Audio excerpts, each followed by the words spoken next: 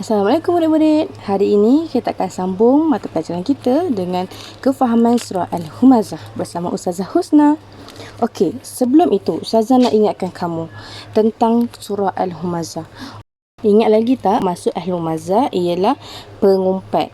Okey, dalam surah Al-Humazah ini tema umum iaitu tema utama dia.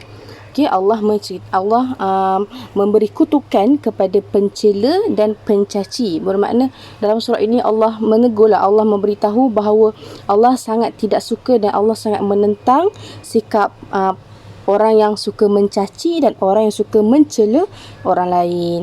Dan satu lagi perbuatan yang Allah tak suka, iaitu perbuatan seseorang yang suka mengumpulkan harta banyak-banyak tapi dia tak gunakan harta itu ke jalan Allah. Dia tidak menggunakan harta itu dengan sebaiknya. Dia tidak menggunakan harta itu yang memberi manfaat kepada dia. Dan apakah neraka yang disebut dalam surah Al-Humazah ini?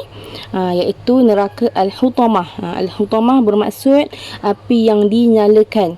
Neraka Al-Hutamah ini adalah tempat untuk mereka yang suka kumpul harta banyak-banyak, kumpul kekayaan tapi tidak memberi manfaat harta itu kepada diri dia sendiri. Dia tidak membelanjakan harta itu ke jalan Allah. Dan sesiapa yang duduk ke dalam neraka itu, Allah dah ikat dia sekuat-kuat di tiang-tiang yang panjang. Kemudian pintu neraka Al-Hutamah itu ditutup serapat-rapatnya. Okey, ini sekadar ringkasan sahajalah. Okey, mari kita sambung, kita tengok makna potongan kalimah dalam surah Al-Humazah. Okey, murid semua akan ikut Ustazah baca satu persatu. Okey, ada 10 kalimah. Yang pertama, wailul likulli.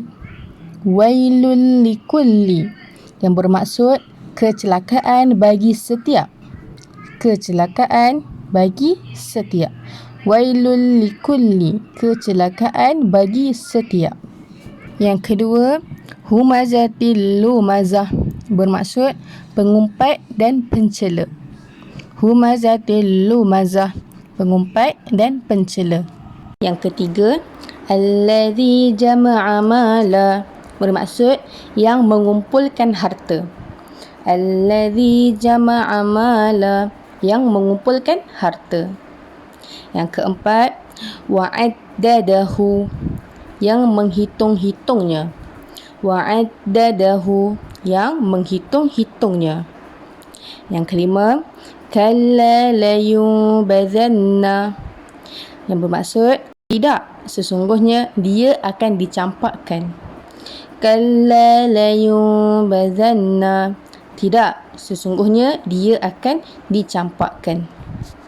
Baiklah, yang seterusnya, yang keenam, fil hutamah, yang bermaksud dalam neraka Al-Hutamah.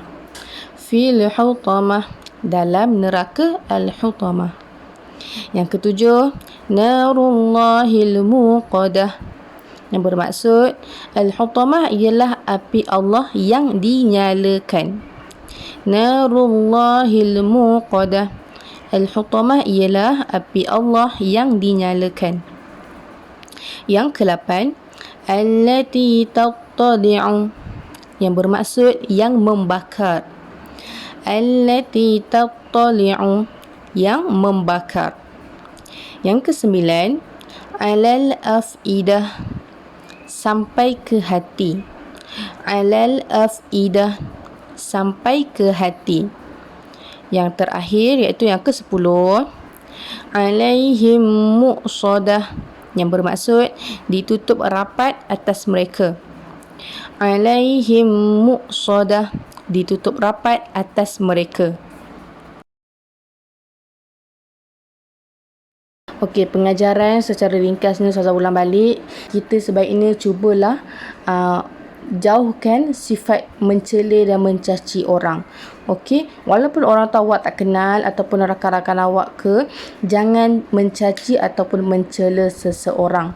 Okey, jangan disebabkan kekurangan yang dia ada, kita mencaci ke, kita mencela dia ke, jangan buat macam tu. Kekurangan seseorang itu bukan untuk kita mencaci dia. Okey, sebaiknya kita bagi semangat dekat dia, kita tolong dia, kita bantu dia. Okey? Dan yang terakhir, kita jangan lalai dengan harta yang kita ada.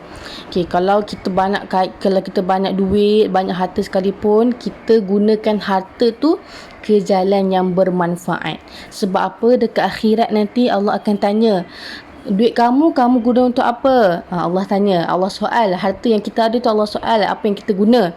Okey, jadi kita gunalah sebaiknya, kita manfaatkan harta yang kita ada. Contohnya macam mana? Kita bersedekah ke, kita infak lah kat mana-mana, kita bersedekah kat masjid, kita tolong orang. Contoh kita ada pensel lebih dalam kelas kan, contoh kan kita ada pensel lebih, kita bagi kawan kita pinjam sekejap. Tu bermanfaat lah tu. Awak tolong kawan awak, kita tolong kawan kita dalam kesusahan. Okey, Ustazah harap awak dapatlah pengajaran sikit daripada Ustazah ini dan ambil sebagai iktibar lah. Dan jangan lupa berlatih sebut potongan kalimah ni banyak kali supaya awak boleh hafal makna dia dengan baik. Cuba sebut banyak kali supaya awak boleh baca dengan lancar. Okey, itu sajalah untuk minggu ini. InsyaAllah minggu depan kita akan sambung menghafal surah Al-Humazah pula. Okey, terima kasih. Assalamualaikum. Jaga diri semua.